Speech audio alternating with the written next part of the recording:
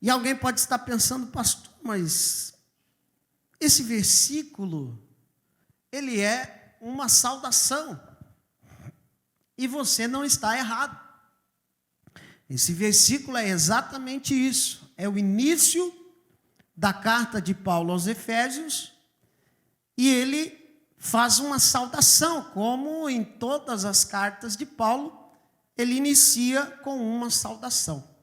Mas o apóstolo Paulo, irmãos, ele foi um homem tão usado por Deus e inspirado por Deus para que o cristianismo fosse o que é hoje no sentido teológico, né? Porque depois de Cristo, os ensinos de Paulo é o que baseiam grande parte da fé cristã.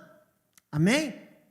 E Paulo era tremendo mesmo. O homem foi usado por Deus para escrever e deixar escrito tantas coisas. Eu já disse aqui algumas vezes que todos os dias no mundo, aproximadamente 7 milhões de pessoas leem algo que o apóstolo Paulo escreveu. Então você imagina, 7 milhões não é 7 mil, né? É 7 milhões de pessoas, muita gente. Então Paulo era tão abençoado, irmãos, que numa saudação que ele faz, nós podemos extrair algumas coisas extraordinárias. Amém? E eu quero convidar você, nesta noite, a nós vermos o que Paulo traz de interessante nessa saudação. E aqui Paulo, ele traz, primeiramente, a defesa do seu apostolado. Porque ele diz assim, Paulo, apóstolo de Cristo Jesus, por vontade de Deus. Nós sabemos que Paulo, ele se tornou apóstolo depois, mais para frente, em que os apóstolos já haviam sido escolhidos pelo próprio Cristo, haviam andado com Cristo, e Paulo não fazia parte dessa turma, muito pelo contrário, Paulo era um perseguidor da igreja. Paulo era aquele que perseguia os cristãos, matava, torturava, prendia, fazia tantas coisas em nome da lei. Ele achava que estava fazendo algo certo. Mas a Bíblia diz em Atos capítulo 9, que Paulo foi encontrado pelo próprio Cristo. Paulo estava indo para Damasco justamente para prender cristãos, matar, quem sabe, torturar, quem sabe, e ali Jesus se encontra com Paulo, e Paulo fica cego naquele momento, um clarão vem sobre ele, e ele pergunta, quem é, Senhor? E Jesus fala para ele, eu sou Jesus Cristo, a quem tu persegue, e eu vou te mostrar o quanto importa padecer pelo meu nome. Amém, meus irmãos? Então, a partir daquele momento, Paulo tem um encontro com Jesus e se torna um apóstolo. Mas, muitos crentes não acreditavam na conversão de Paulo. Alguns acreditavam que Paulo tinha se infiltrado em meio aos cristãos para causar mais estrago ainda. Então, em algumas cartas, Paulo defende o seu apostolado. E ele diz aqui, eu sou o apóstolo de Jesus, não por vontade dos homens, mas por vontade de Deus. Amém? Mas não é isso que eu quero me deter nesse texto. Eu quero me deter na segunda parte. Porque na segunda parte, Paulo ele vai dizer, aos santos que vivem em Éfeso. Diga comigo, aos santos.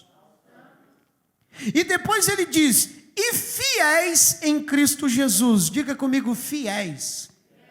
Olha para o seu irmão que está do seu lado e diga assim para ele, santos. Não, mas diz com vontade, irmão. Eu sei que você está de máscara, né? Mas melhora um pouquinho aí. Olha para ele e diz santos. Agora diz para ele, fiéis. Aleluia. O que eu quero falar com você nessa noite é sobre duas marcas da igreja de Cristo Jesus que Paulo fala nesse texto. Duas marcas, santos e fiéis. E quando eu falo de marca, meu irmão, eu falo daquilo que identifica alguém. Existem algumas marcas que facilmente você identifica, sim ou não? Por exemplo, todo mundo conhece a marca da Coca-Cola. É ou não é?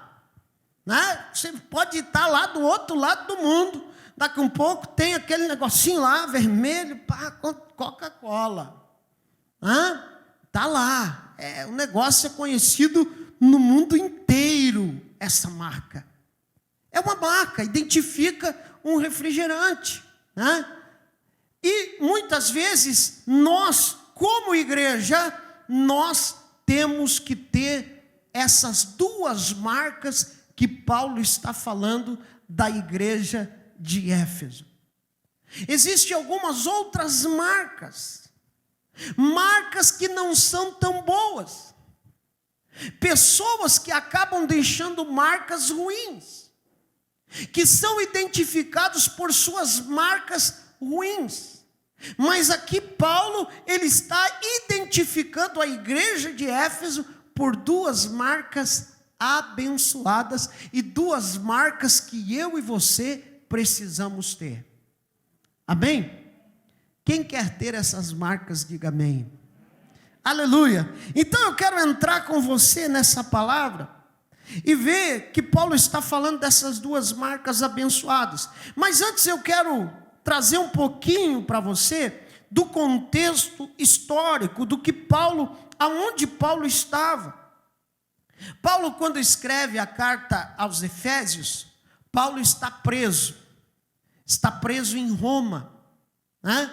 E como nós sabemos, Paulo ele foi morto em Roma, numa prisão romana, porque Paulo era cidadão romano e pediu para que fosse julgado em Roma.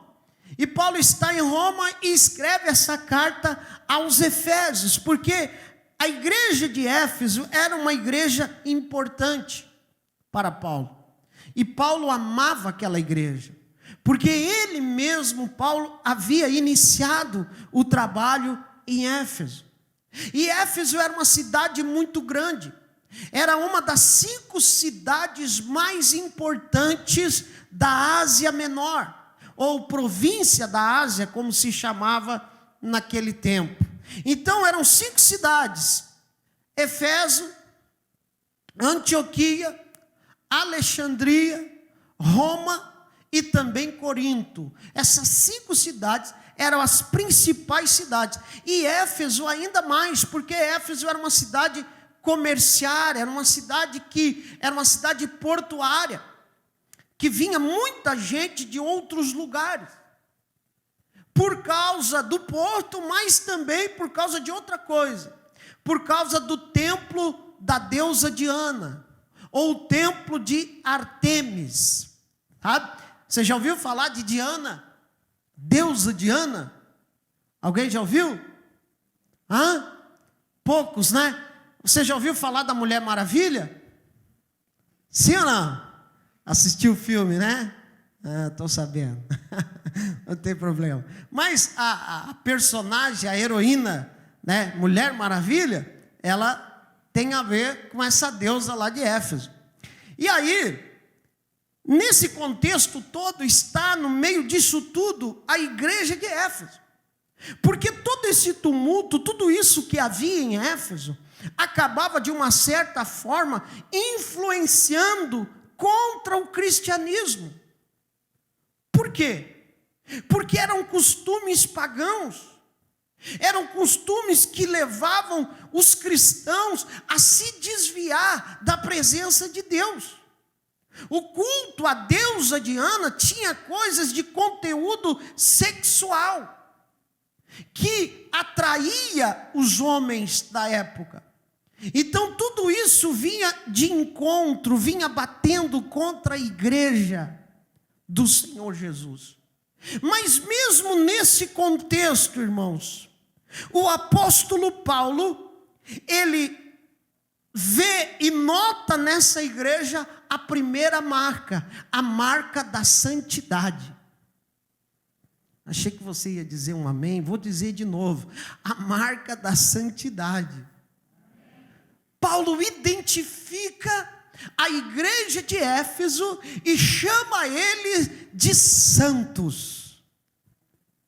E agora eu quero ver com você o que significa ser santo.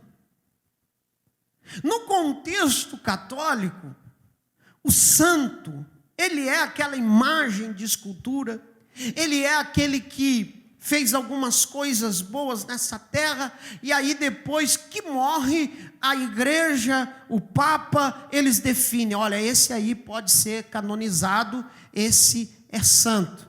Então, muitas vezes as pessoas confundem o contexto de santo da palavra de Deus com o contexto católico, que não tem nada a ver uma coisa com a outra.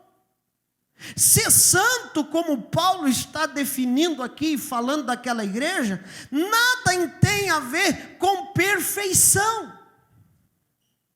Amém?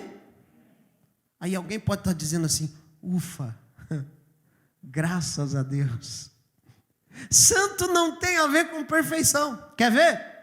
A palavra santo, ela tem origem hebraica. E em hebraico é kadash ou kadosh, que significa sagrado, separado ou consagrado. Mas no contexto bíblico, a palavra santo, ela tem mais a ver com separado. Amém, meus irmãos? Tem mais a ver com aquele que foi separado por Deus, como aquele que foi escolhido por Deus.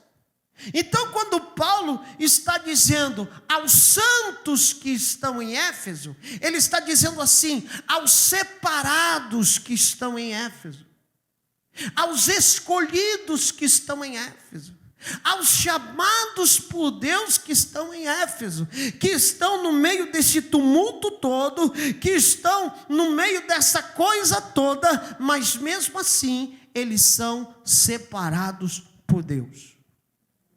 O que isso tem a ver comigo? O que isso tem a ver contigo? Tudo. A igreja do Senhor Jesus, a igreja do século 21, ela continua precisando ser santa. A igreja, o Brasil para Cristo de Osório, a igreja, o Brasil para Cristo do Brasil, do mundo, e a igreja do Senhor Jesus, ela precisa continuar a ser santa. Não no sentido de perfeição, como falei, porque perfeição só há em Jesus Cristo. Esse foi perfeito, em tudo ele foi provado, e a Bíblia diz que ele não pecou. Então perfeição é só ele. Agora, santo significa separado. A igreja do Senhor Jesus, ela está nessa terra, ela está nesse mundo, mas ela não é desse mundo, irmãos. Nós estamos aqui por um tempo, sim ou não? Daqui um pouco nós estamos indo embora dessa terra, ou com o arrebatamento da igreja, ou nós podemos partir para a eternidade. E não adianta dizer misericórdia, está amarrado, pastor. Se tem uma coisa que é certa nesse mundo, é a morte. Sim ou não? Não queremos morrer. Claro que não queremos morrer agora. Se o Senhor quiser nos levar no arrebatamento, amém. Mas o que isso tem a ver? Nós precisamos entender, irmãos, que nós estamos vivendo nesse mundo, mas nós não podemos viver nas práticas desse mundo. Eu não posso praticar o que o mundo pratica, pelo puro e simples fato de eu ser separado por Deus. Você está me entendendo, meu irmão? Não sei se eu estou falando muito rápido. Eu e você precisamos entender esse contexto de santidade, de separação. Hoje parece que tem crente que tem vergonha de dizer que é crente.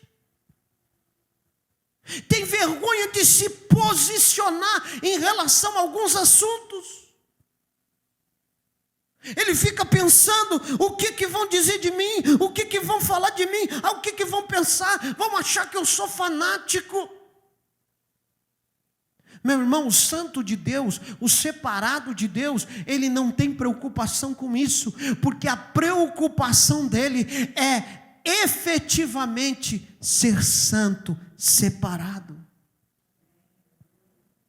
Ele sabe que um dia ele foi separado por Deus, Deus o chamou, Deus o tirou do lamaçal de lodo, como o salmista diz, tirou-me de um charco de lodo, pôs os meus pés, firmou os meus pés sobre uma rocha. Olha para o seu irmão e diga assim para ele: você é santo, meu irmão, você é separado. Aleluia. Lá em 1 Pedro, capítulo 1, versículo 16, o apóstolo Pedro diz assim: porquanto está escrito, sede santos, porque eu sou santo. Aqui o próprio Senhor está trazendo através do apóstolo Pedro um chamamento à igreja, dizendo: precisamos ser santos.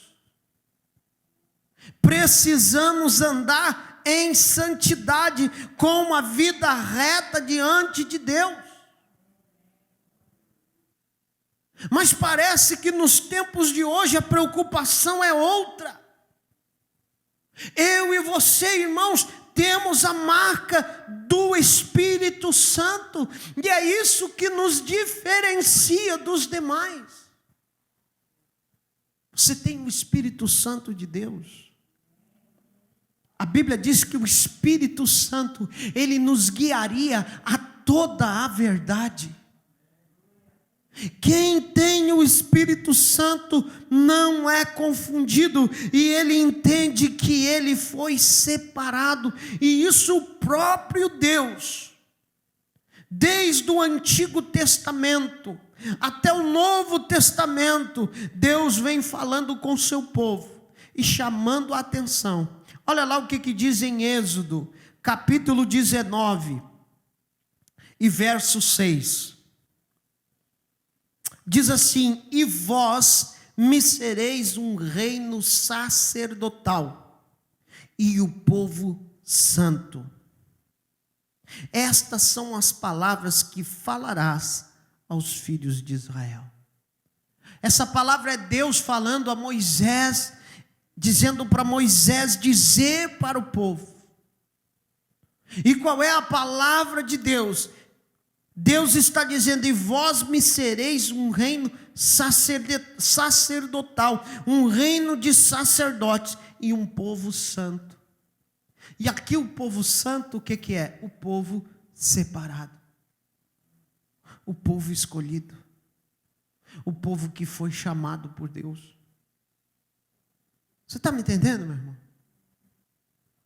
Só que parece que nós nos esquecemos disso. E às vezes nós queremos andar como o mundo anda. Nós queremos fazer como o mundo faz. Nós queremos praticar o que o mundo pratica. Não, meu irmão. Paulo, ele vê na igreja de Éfeso uma igreja de santos, uma igreja de separados. Você lembra do que eu falei no início, como era o contexto dessa cidade? Uma cidade pagã, uma cidade de pecadores, uma cidade de prostituição, uma cidade de impureza. Mas Paulo via naquela igreja uma igreja de santos, uma igreja de separados, uma igreja que sabia se posicionar mesmo num lugar onde havia muito pecado.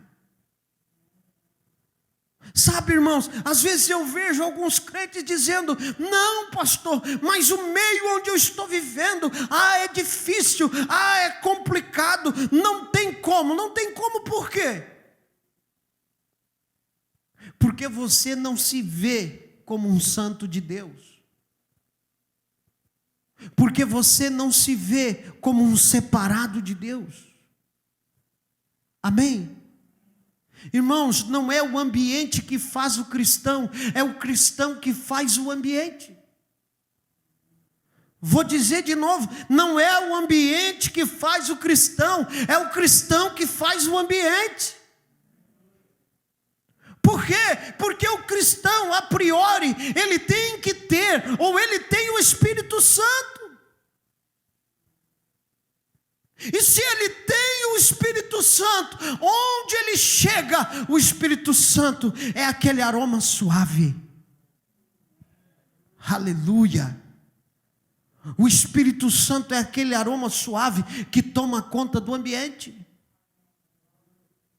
Isso é santidade, isso é ser santo. Quando alguém é intitulado santo, entende-se que essa pessoa é separada. Separada do quê, pastor? Separada dos costumes mundanos. Amém? Amém? Irmãos, a igreja do Senhor, ela precisa entender isso. Olha o que diz em 1 João capítulo 2, versículo 15. É palavra de Deus, irmão. Não é palavra do pastor Jonas. Amém? Olha o que diz. Não ameis o mundo, nem o que no mundo há. Se alguém ama o mundo, o amor do Pai não está nele. Irmão, é pesado isso. Sim ou não? É forte. Esta frase aqui. O amor do Pai não está nele. Você não vai encontrar na Bíblia outra vez essa expressão. Não vai. Pode procurar.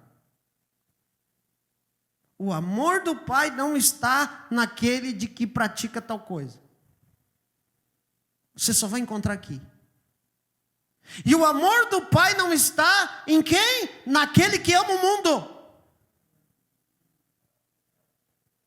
Naquele que ama as coisas do mundo. Naquele que quer praticar o que o mundo pratica.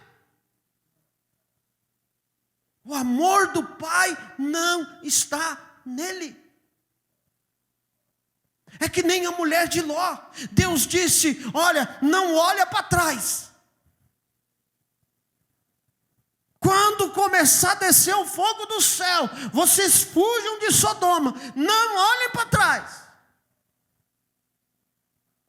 A Bíblia diz que eles começam a correr. Ló, as suas 2 filhas e a sua mulher. Mas a Bíblia diz que a mulher de Ló olhou para trás. Por que ela olhou para trás? Porque a sua mente, o seu coração estava com o que tinha ficado para trás, lá em Sodoma.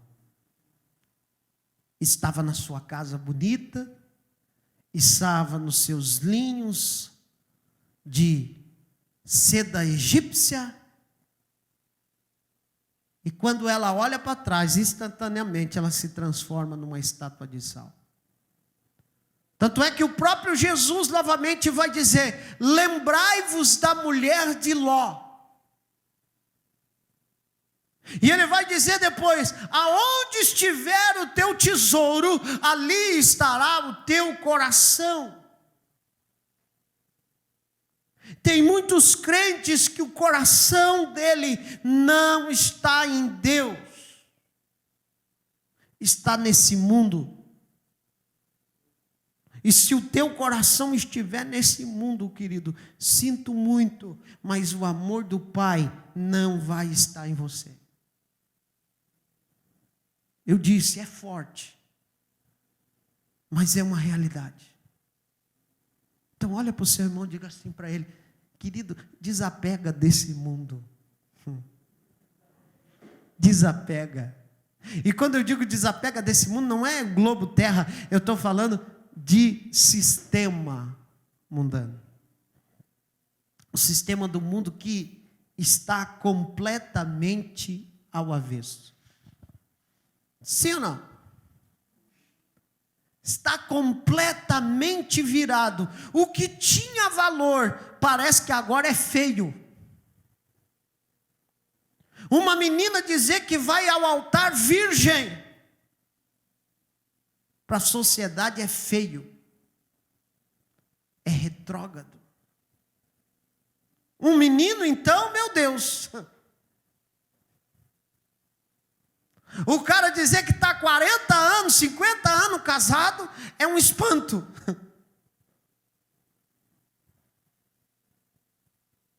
Porque está tudo virado. Esse é o sistema do mundo. Agora, o Trump botou uma juíza conservadora no lugar de outra que morreu. Ela está sendo massacrada porque ela é ligada a uma escola cristã que defende os valores da família tradicional. Estão querendo tirar ela do cargo porque ela é ligada a uma escola cristã que defende a família tradicional. Irmão, isso é um absurdo. Esse é o sistema do mundo. Sim ou não? É por isso que nós, como cristãos, nós devemos estar com o nosso pensamento ligado ao Senhor, aos céus, à palavra de Deus, irmãos. O que interessa para mim e para você é o que a Bíblia diz. Amém? Nós vamos enfrentar resistência? Vamos, mas nós somos santos de Deus, nós somos separados, nós não somos desse mundo. Aleluia! E os que vieram antes de nós enfrentaram a arena cheia de leão, enfrentaram torturas, foram mortos ao fio da espada para defender a sua fé. E muitas vezes, irmãos, nós não queremos sofrer um revés sequer por causa da nossa fé. O santo de Deus, o separado de Deus, ele entende isso. Separados do quê, pastor? Do costume mundano, como falei, separados da impureza, daquilo que é impuro. Efésios 5, 2 e 3. Olha o que o apóstolo Paulo diz. E andai em amor, como também Cristo vos amou, e se entregou a si mesmo por nós, em oferta e sacrifício a Deus, em cheiro suave. Mas a prostituição e toda impureza ou avareza, nem ainda se nomeie entre vós, como convém aos santos. Vá nenhum amém. É pesado, é forte, mas é a palavra de Deus, amém? Olha o que Paulo está dizendo: prostituição, toda impureza ou avareza. O que me chama a atenção nesse texto é a avareza, está no meio da prostituição e da impureza. Deus está dizendo aqui através do apóstolo Paulo que o santo, que o separado de Deus, não convém se envolver com prostituição, com impureza de toda sorte e também com avareza, não ser apegado ao dinheiro. A avareza está no mesmo patamar da prostituição e da impureza. É o que a palavra está dizendo, não é o que o pastor Jonas está dizendo, é o que a palavra de Deus está dizendo, meu irmão, minha irmã. O santo de Deus, ele precisa estar separado dessas coisas. Ele precisa viver uma vida que agrade ao Senhor. Amém, meus irmãos? O santo de Deus é aquele que se desvia do mal. se desvia dos maus caminhos, como Jó, no capítulo 1, verso 1, vai dizer que ele era homem íntegro. E a Bíblia vai dizer que ele se desviava do mal. Olha para o seu irmão e pergunta assim para ele: você tem se desviado do mal? Você tem se desviado do mal? O separado de Deus, o santo de Deus, ele se desvia do mal. Se ele sabe que o mal está ali, ele corta caminho. Mas tem alguns crentes que parece que é o contrário. O mal está ali, ele vai direto. Parece que tem um imã. Ele vai direto para onde está o mal. Parece que ele bota o GPS, né? Mal. E ele vai de encontro. Meu irmão, pelo amor de Deus, se desvia do mal.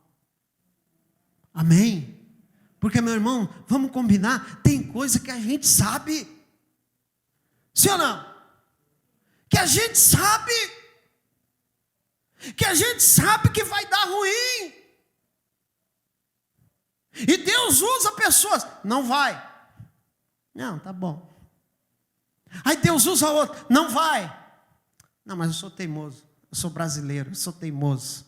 Não é insistente, eu sou teimoso. Eu vou. E lá na frente dá com o burro na água. Ainda depois, às vezes, ainda culpa Deus. Culpa os outros. Culpa a igreja, culpa o pastor. O pastor já está até acostumado com a costa larga, né? Se desvia do mal. Peça discernimento para Deus. Aleluia. Hoje eu fico pensando de algumas coisas que, graças a Deus que eu ouvi a Deus, irmão. Que Deus falou ao ouvido, desceu para o coração, e Deus disse: não vai. E eu não fui. Irmão, se eu tivesse ido, eu estava até hoje enrolado. Mas o Senhor deu graça e eu ouvi o Senhor. Olha para o seu irmão e diga assim: te desvia do mal, querido. O separado de Deus, o santo de Deus, ele se desvia do mal. Ele é uma pessoa que vive e tenta viver de acordo com a vontade de Deus e com os ensinos de Jesus. É aquele que evita situações, evita ambientes que não irão favorecer a sua fé e a presença de Deus. Irmãos, tem alguns ambientes que você entra e o Espírito Santo fica na porta. Ele diz assim: aí eu não vou entrar.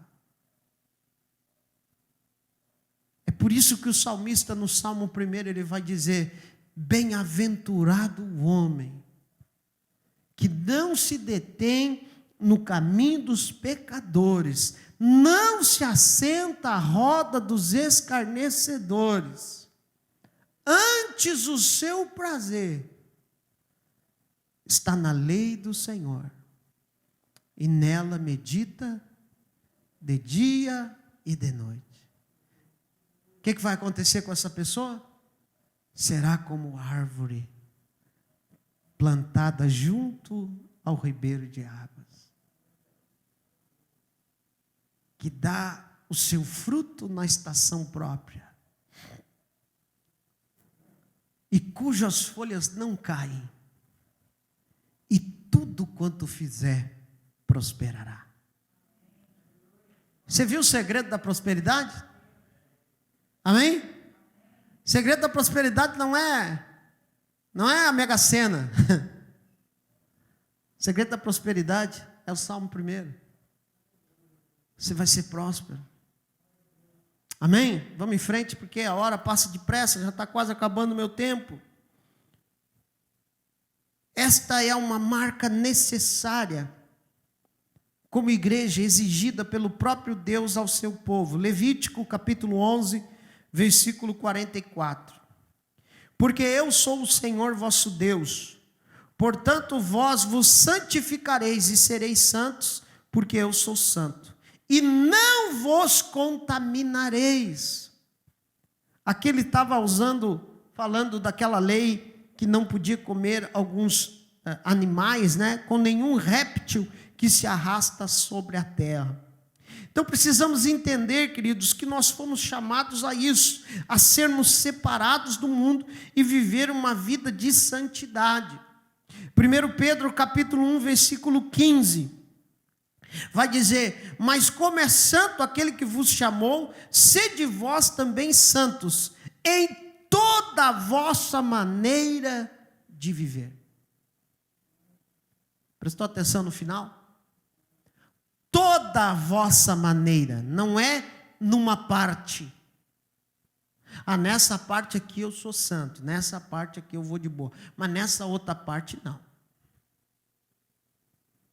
O apóstolo está dizendo: em toda a vossa maneira de viver, em todo o vosso procedimento. Amém? Você é santo aqui na igreja, você é santo na sua casa, você é santo no seu trabalho, você é santo na sua escola, você é santo em todo lugar. Amém? Amém? Não estou dizendo para você lá no seu trabalho pegar a Bíblia, sair pregando, né? Levantar as mãos, sair orando, né? Não estou dizendo isso, mas o seu procedimento, a sua maneira de viver deve apontar para Cristo. Amém? Vamos em frente então. A segunda marca que Paulo fala é sobre a fidelidade. Os fiéis. Os fiéis. Será que nós temos fiéis aqui essa noite? Amém? Só Deus sabe o nível de fidelidade de cada um de nós. Porque a fidelidade, ela não se revela aqui dentro das quatro paredes. A fidelidade, ela se revela para Deus quando ninguém está vendo você. Aí é que a fidelidade vai se revelar. Amém, meus irmãos? E é isso que Paulo consegue enxergar na igreja de Éfeso, uma marca de fidelidade. Paulo não estava lá. Amém? Lembra que eu falei para você que Paulo estava preso? Paulo estava preso em Roma, mas havia chegado ao conhecimento de Paulo a fidelidade daqueles irmãos. Eu não sei quem contou, eu não sei quem falou, mas alguém disse para Paulo: Paulo, Éfeso está uma bagunça, aquela cidade lá está fervendo, mas a igreja que está lá é uma igreja fiel. Amém? É uma igreja que anda em fidelidade a Deus e aquilo que foi pregado. Irmãos, que Deus nos ajude, que a nossa fidelidade, ela seja conhecida diante das pessoas, mas principalmente diante de Deus.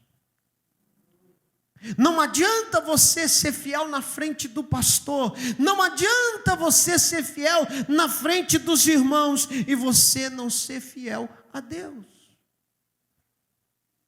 A Bíblia diz que os olhos do Senhor são como chama de fogo, que todas as coisas estão nuas e patentes diante de Deus. Todas. Deus vê tudo. Eu fico imaginando, irmãos, quando esse bando de corrupto que existe aí no Brasil e pelo mundo também, né? Mas no Brasil é que a gente sabe mais, que fizeram falcatrua, que acham em apartamentos 50 e poucos milhões, e eles conseguem daqui e dali fugir, e com advogado, com isso, não dá nada, né? Delação premiada, e pá, e pá. mas um dia eles vão ter que se apresentar diante do trono de Deus. Ah, mas não sei o quê. Está aqui. Não vai ser nem em 4K, não sei qual é a definição lá do céu, mas vai vir aquele vídeo.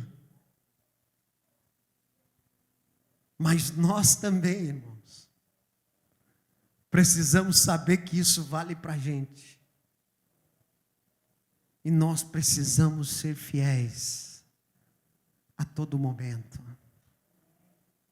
Paulo identifica a fidelidade nessa igreja. Oh, aleluia. Que Deus possa achar em nós fidelidade. Que Deus possa achar em mim fidelidade, essa marca tão poderosa. Fiel também, eu preciso ser fiel na minha perseverança em servir, em seguir ao Senhor. Você precisa ser fiel em perseverar, a servir, a seguir a Deus. Eu acho tão maravilhoso. Esses dias eu encontrei um irmão, bem velhinho já. Ele me viu, eu pequenininho. Fazia muitos anos que eu não via. Encontrei ele. Ele não me conheceu, claro, né? Porque eu cresci, não só para cima, como para os lados também. Ele não me conheceu. E eu disse, irmão, quem é você? Eu sou o Jonas, filho do irmão Valdir. Não acredito. E aí perguntei para ele, e a fé? A fé continua intacta. Aleluia! Anos se passam, mas aquele que é fiel a Deus, ele não move o seu pé da presença do Senhor. Oxalá que cada um de nós possa ser fiel dessa maneira. Lá em Números, capítulo 32, versículo 11 e 12. Olha o que diz esse texto. De certo, os varões que subiram do Egito, de 20 anos para cima, não verão a terra que jurei a Abraão, a Isaque e a Jacó, porquanto não perseveraram em seguir-me. Exceto Calebe, filho de Jefoné, o quenezeu, e Josué, filho de Num, porquanto perseveraram em seguir ao Senhor. Calebe e Josué perseveraram em seguir ao Senhor. Você precisa ser fiel na sua perseverança em seguir a Deus. Muitas coisas vão surgir no meio do caminho, tentando fazer com que você desista, tentando fazer com que você saia do foco. Mas persevera, meu irmão. Amém? Diga para o seu irmão aí, persevera. Persevera também na vigilância. Vigia. Não dê ocasião ao inimigo. Efésios 6,18 vai dizer, orando em todo tempo, com toda oração e súplica no Espírito, vigiando nisto, com toda perseverança e súplica por todos os santos. Não deixe de vigiar. Vigia. Jesus disse, vigiai e orai. É muito bom orar, temos que orar todos os dias, mas se você orar e você não vigiar, você pode cair. Paulo diz, aquele que está de pé, cuide para que não caia. Eu já vi, irmãos, homens de Deus, que não vigiaram,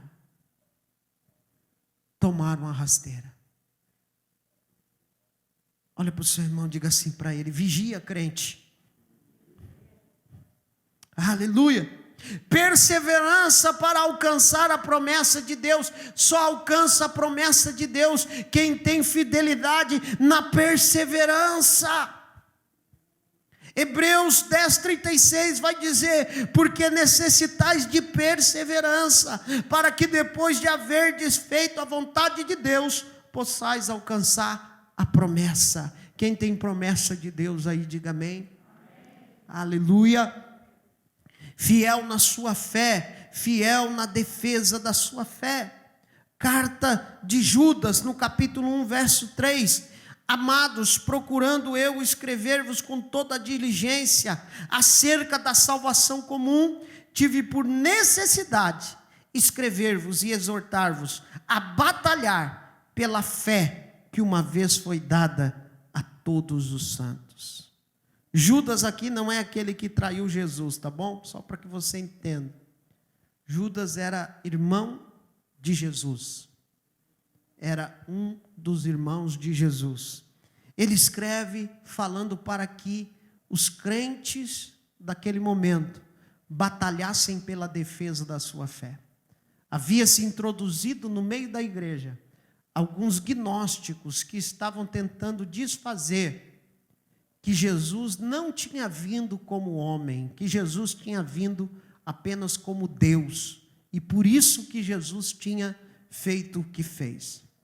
Então, desfazendo a obra da cruz. Então, Judas, ele chama a atenção para que o povo aprendesse a defender a sua fé. E isso, irmãos, nós precisamos fazer nos dias de hoje. É preciso ter fidelidade para defender a nossa fé. E por fim, já encerrando, no final do texto, Paulo então diz aos santos que estão em Éfeso e fiéis em Cristo Jesus. Por fim, Paulo afirma que aqueles irmãos, aquela igreja, são de Cristo. Amém? Olha para o seu irmão e diga assim para ele: você é de Cristo. E somente sendo de Cristo, e estando em Cristo, e estando firmado em Cristo, que eu e você vamos conseguir a marca da santidade e a marca da fidelidade. Sozinho, eu e você não vamos conseguir. Amém? Sozinho não tem jeito. É por isso que nós temos Cristo. É por isso que o apóstolo João vai dizer: filhinhos, não pequeis, mas se pecar, existe um advogado diante do Pai. Aleluia! E esse advogado é Jesus Cristo. Romanos capítulo 3, verso 22 vai dizer assim: isto é, a justiça de Deus pela fé em Jesus Cristo para todos e sobre todos os que creem, porque não há diferença. Ele é o primogênito do Pai e nele está toda a plenitude. Somente através de Cristo, meu irmão. Eu quero convidar você para ficar de pé, para você pensar que está acabando. Eu quero encerrar essa mensagem lendo Colossenses capítulo 1, versículo 15 a 19. Aqui Paulo expressa aquilo que Cristo é. Amém? É por isso que eu e você precisamos manter o nosso relacionamento com Cristo o mais fervoroso possível. Amém? Convida Ele para estar com você. Convida Ele para estar com você todos os dias. Diga: Jesus, vem comigo, vem com o teu Espírito. Olha o que diz o texto.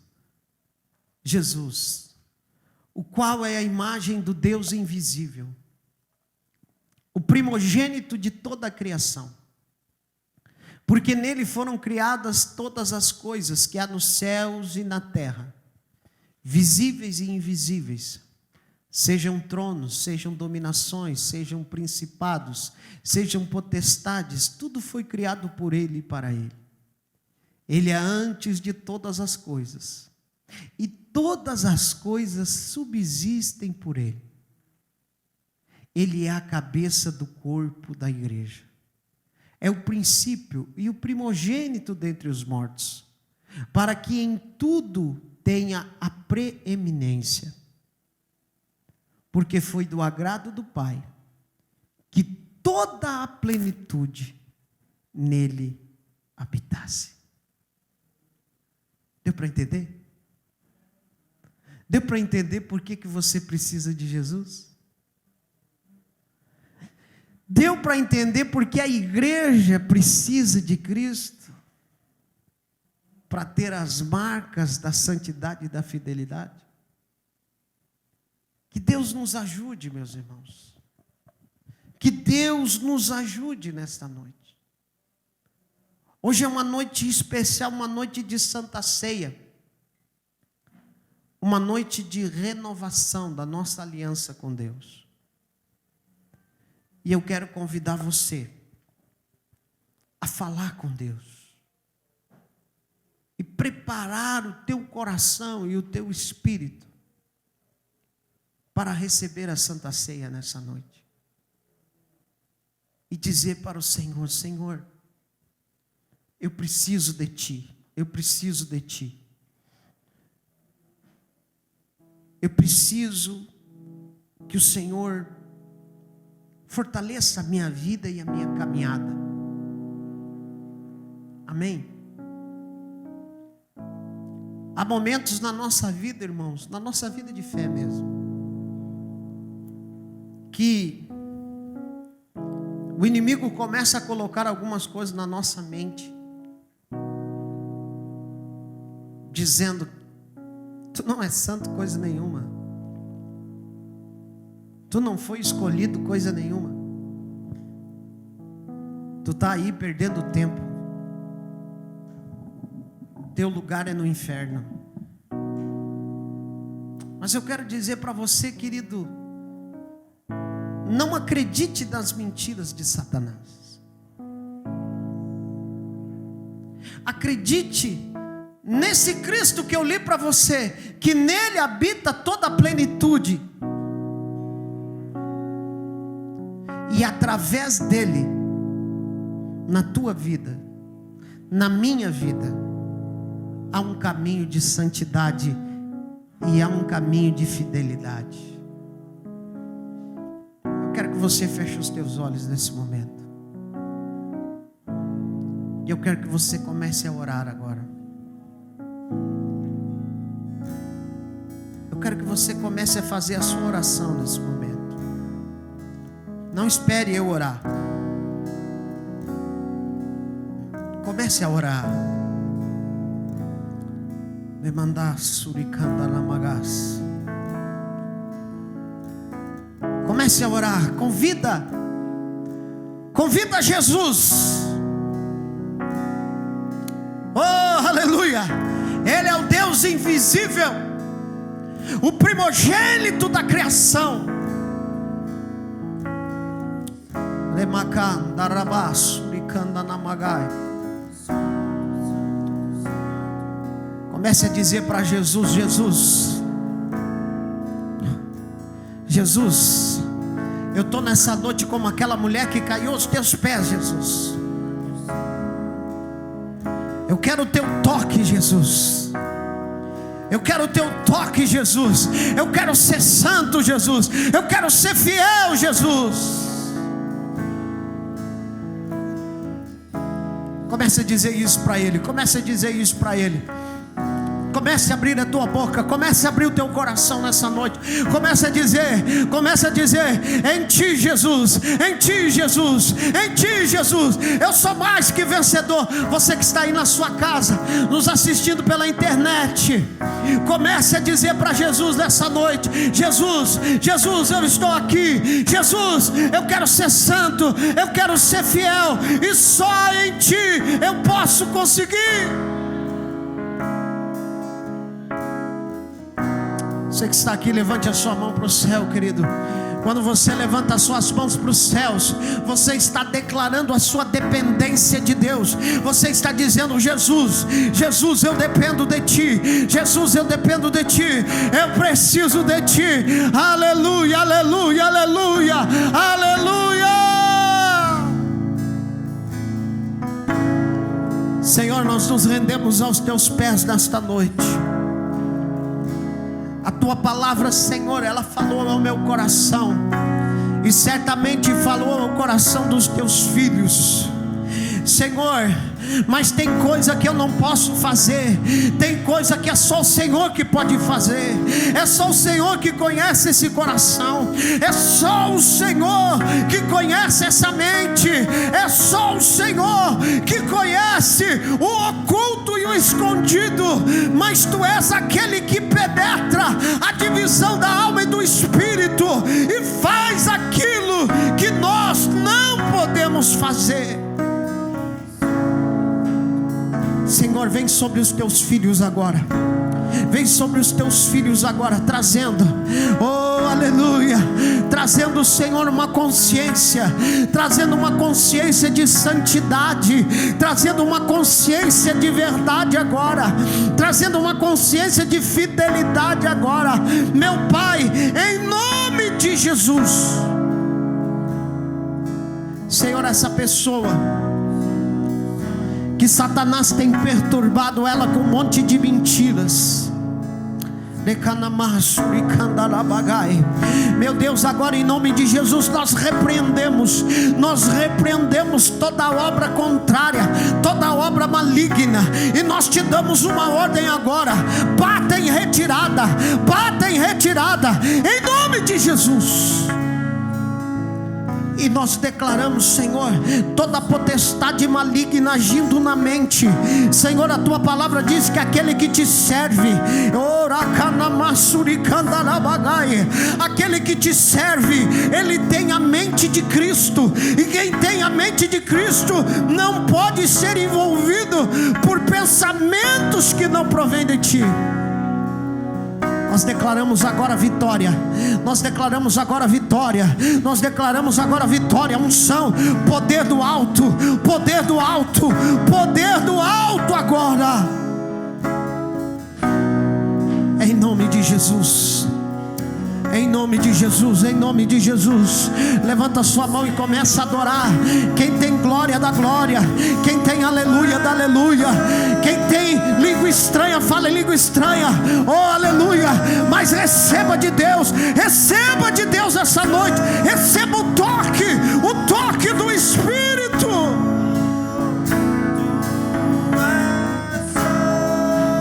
Aleluia, aleluia, aleluia. A Ti, Senhor, a Ti seja a honra, a Ti seja a glória, a Ti seja o louvor e a Ti seja a adoração.